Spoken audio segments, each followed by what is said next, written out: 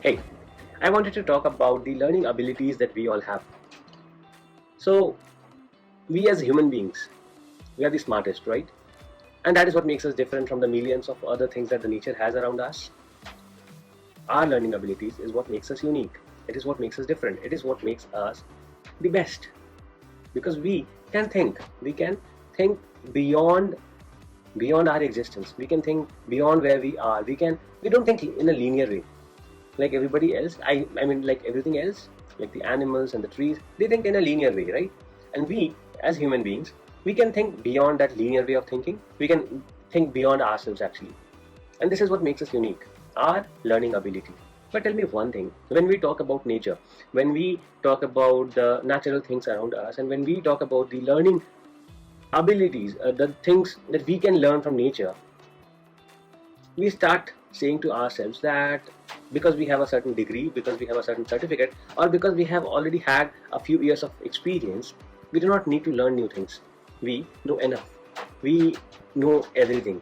And we stop learning. Now, this is the biggest mistake that we human beings, most of us do. We stop learning. Why is this a big mistake? Because tell me one thing, can human beings, with all the knowledge and with all the information that they have, build the smallest of the mosquitoes that nature has?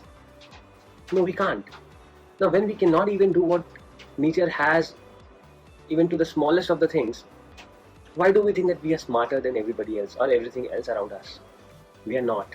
There is a lot to learn from the nature, from others, from everywhere around us. We need to learn. We have a lot to learn, and only our inquisitiveness, our excitement, our interest in learning new things is what makes us successful, is what makes us unique, is what makes us different. The day we stop learning, we become like everything else.